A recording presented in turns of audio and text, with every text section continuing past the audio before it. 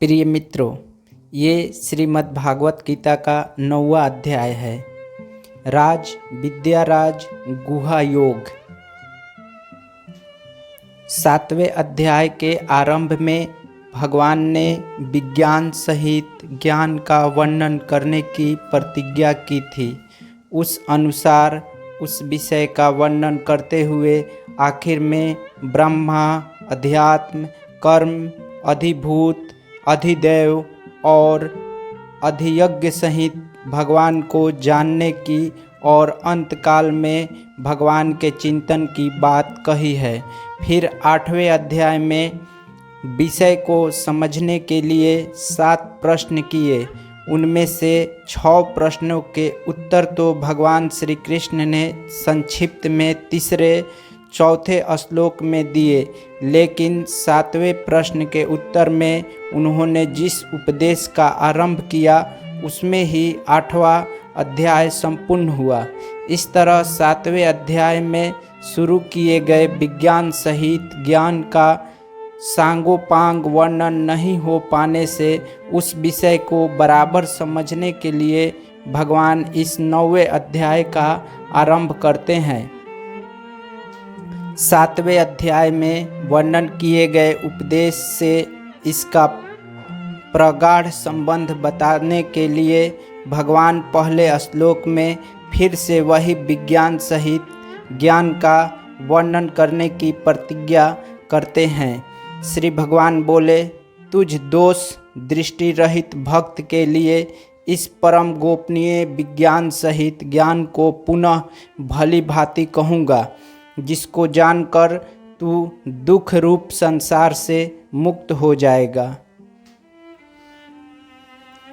यह विज्ञान सहित ज्ञान सब विद्याओं का राजा, सब रहस्यों का राजा, अति पवित्र, अति उत्तम, प्रत्यक्ष फल वाला, धर्मयुक्त साधन करने में बड़ा सुगम और अविनाशी है। हे परंतप, इस उपर्युक्त धर्म में श्रद्धा रहित पुरुष मुझको न प्राप्त होकर मृत्यु रूप संसार चक्र में भ्रमण करते रहते हैं। मुझ निराकार परमात्मा से यह सब जगत जल से, बर्फ से सदृश परिपूर्ण है और सब भूत मेरे अंतर्गत संकल्प के आधार पर स्थित हैं, किंतु वास्तव में मैं उनमें स्थित नहीं हूँ। वे सब भूत मुझ में स्थित नहीं हैं, किंतु मेरी ईश्वरीय योग शक्ति को देख कि भूतों को धारण पोषण करने वाला और भूतों को उत्पन्न करने वाला भी मेरा आत्मा वास्तव में भूतों में स्थित नहीं है। जैसे आकाश से उत्पन्न सर्वत्र विचरने वाला महान वायु सदा आकाश में ही स्थित है, वैसे ही मेरे संकल्प द्वारा उत्पन्न होने से संपूर्ण भूत मुझ में स्थित है, ऐसा जान। हे अर्जुन, कल्पों के अंत में सब भूत मेरी प्रकृति को प्राप्त होते हैं, अर्थात प्रकृति में लीन होते हैं, और कल्पों के आदि में उनको मैं फिर रचता हूँ। अपनी प्रकृति को अंगीकार करके स्वभाव के बल से परतंत्र हुए इस संपूर्ण भूत समुदाय को बार बार उनके कर्मों के अनुसार रचता हूँ। हे अर्जुन, उन कर्मों में आसक्ति रहित और उदासीन के सदृश स्थित मुझ परमात्मा को वे कर्म नहीं बांधते। हे अर्जुन, मुझ अधिष्ठता के सकाश से प्राकृतिक आराचर सहित सर्व जगत को रचती है, और इस हेतु से ही यह संसार चक्र घूम रहा है। मेरे परम भाव को न जानने वाले मूढ़ लोग मनुष्य का शरीर धारण करने वाले मुझ संपूर्ण भूतों के महान ईश्वर को तुच्छ समझते हैं, अर्थात अपनी योग माया से संसार के उद्धार के लिए मनुष्य रूप में विचरते हुए मुझ परमेश्वर को साधारण मनुष्य मानते हैं।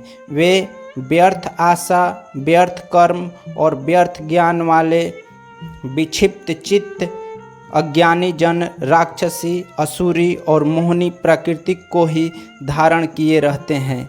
परंतु हे कुंती पुत्र, दैवी प्रकृति के आश्रित महात्मा जन मुझको सब भूतों का सनातन कारण और नाश रहित अक्षर स्वरूप जानकर अनन्य मन से युक्त होकर निरंतर भजते हैं। वे दृढ़ निश्चय वाले भक्तजन निरंतर मेरे नाम और गुणों का कीर्तन करते हुए तथा मेरी प्राप्ति के लिए यत्न करते हुए और मुझको बार बार प्रणाम करते हुए सदा मेरे ध्यान में युक्त होकर अनन्य प्रेम से मेरी उपासना करते हैं।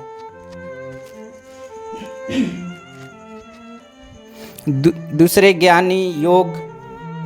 ज्ञान योगी मुझ निर्गुण निराकार ब्रह्मा का ज्ञान यज्ञ के द्वारा अभिनव भाव से पूजन करते हुए भी मेरी उपासना करते हैं और दूसरे मनुष्य बहुत प्रकार से स्थित मुझ विराट स्वरूप परमेश्वर की पृथक भाव से उपासना करते हैं। क्रतु मैं हूँ, यज्ञ में मैं हूँ, स्वाधा में मैं हूँ, औषधि मैं हूँ, मंत्र मैं हूँ, घृत मैं हूँ, अग्नि मैं हूँ और हवन स्वरूप क्रिया भी मैं ही हूँ। इस संपूर्ण जगत का धाता अर्थात धारण करने वाला और कर्मों के फल को देने वाला पिता माता पितामह जानने योग्य पवित्र ओमकार तथा ऋग्वेद सामवेद और यजुर्वेद भी मैं ही हूँ। प्राप्त होने योग्य परम धाम भरण पोषण करने वाला सबका स्वामी शुभाशुभ का देखने वाला सबका वास स्थान शरण लेने योग्य प्रयुपकार न चाहकर हित करने वाला सबकी उत्पत्ति प्रलय का हेतु स्थिति का आधार निधान और अविनाशी कारण भी मैं ही हूँ। मैं ही सूर्य तप रूप से तपता हूँ, वर्षा का आकर्षण करता हूँ और उससे बरसता हूँ। हे अर्जुन, मैं ही अमृत और मृत्यु हूँ और सत्य असत्य भी मैं ही हूँ। तीनों वेदों में विधान किए हुए सकाम कर्मों को करने वाले सोम रस को पीने वाले पाप रहित पुरुष मुझको यज्ञों के द्वारा पूजकर स्वर्ग की प्राप्ति चाहते हैं। वे पुरुष अपने पुण्यों के फल स्वरूप स्वर्ग लोक को प्राप्त होकर स्वर्ग में दिव्य देवताओं के भागों को भोगते हैं। वे उस विशाल स्वर्ग लोक कर भोग कर पुण्य क्षीण होने पर मृत्यु लोक को प्राप्त होते हैं। इस प्रकार स्वर्ग के साधन रूप तीनों वेदों में कहे हुए सकाम कर्म का आश्रय लेने वाले और भोगों की कामना वाले पुरुष बार बार आवागमन को प्राप्त होते हैं, अर्थात पुण्य के प्रभाव से स्वर्ग में जाते हैं और पुण्य क्षीण होने पर मृत्यु लोक में आते हैं। जो अनन्य प्रेम भक्त जन मुझ परमेश्वर को निरंतर चिंतन करते हुए निष्काम भाव से भजते हैं, उन नित्य निरंतर मेरे चिंतन करने वाले पुरुषों को योगक्षेम मैं स्वयं प्राप्त कर देता हूँ। हे अर्जुन, यद्यपि श्रद्धा से युक्त जो सकाम भक्त दूसरे देवताओं को पूजते हैं वे भी मुझको ही पूजते हैं, किंतु उनका पूजन अधिविधि पूर्वक अर्थात अज्ञान पूर्वक है, क्योंकि संपूर्ण यज्ञों का भोक्ता और स्वामी मैं ही हूँ। परंतु वे मुझ परमेश्वर को तत्व से नहीं जानते, इसी से गिनते हैं अर्थात पुनर्जन्म को प्राप्त होते हैं। देवताओं को पूजने वाले देवताओं को प्राप्त होते हैं, पितरों को पूजने वाले पितरों को प्राप्त होते हैं, भूतों को पूजने वाले भूतों को प्राप्त होते हैं और मेरा पूजन करने वाले भक्त मुझको प्राप्त होते हैं। इसलिए मेरे भक्तों का पुनर्जन्म नहीं होता। जो कोई भक्त मेरे लिए प्रेम से पत्र पुष्प फल जल आदि अर्पण करता है, उस शुद्ध बुद्धि निष्काम प्रेमी भक्त का प्रेम पूर्वक अर्पण किया हुआ वह पत्र पुष्पादि मैं सगुण रूप से प्रकट होकर प्रीति सहित खाता हूँ।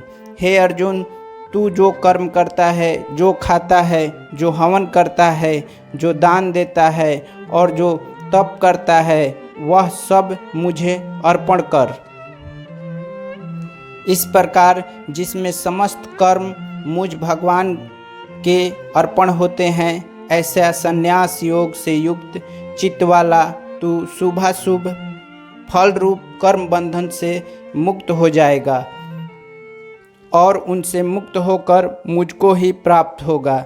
मैं सब भूतों में समभाव से व्यापक हूँ, न कोई मेरा अप्रिय है और न प्रिय है, परंतु जो भक्त मुझको प्रेम से भजते हैं वे मुझ में हैं और मैं भी उनमें प्रत्यक्ष प्रकट हूँ। यदि कोई अतिशय दुराचारी भी अनन्य भाव से मेरा भक्त होकर मुझे भजता है तो वह साधु ही मानने योग्य है, क्योंकि वह यथार्थ निश्चय वाला है, अर्थात उसने भली भांति निश्चय कर लिया है कि परमेश्वर के भजन के समान अन्य कुछ भी नहीं है।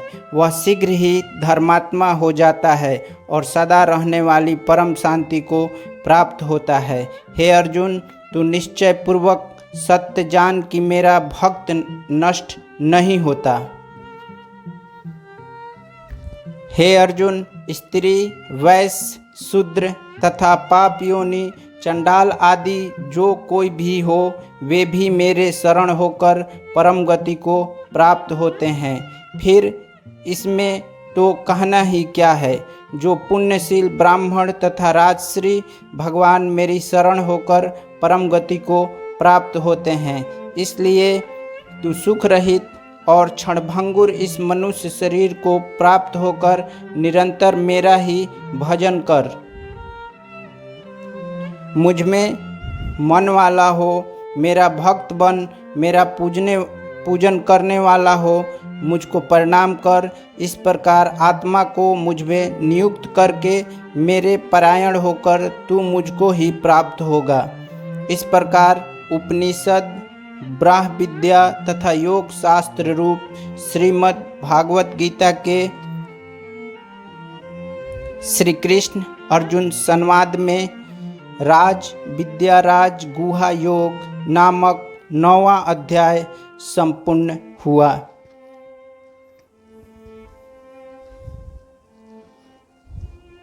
आप हमारे चैनल पर आए, वीडियो को देखा, इसके लिए बहुत बहुत धन्यवाद। मैं उम्मीद करता हूँ कि वीडियो आपको पसंद आया होगा। यदि चैनल पर नए हों तो प्लीज़ चैनल को सब्सक्राइब भी कीजिए।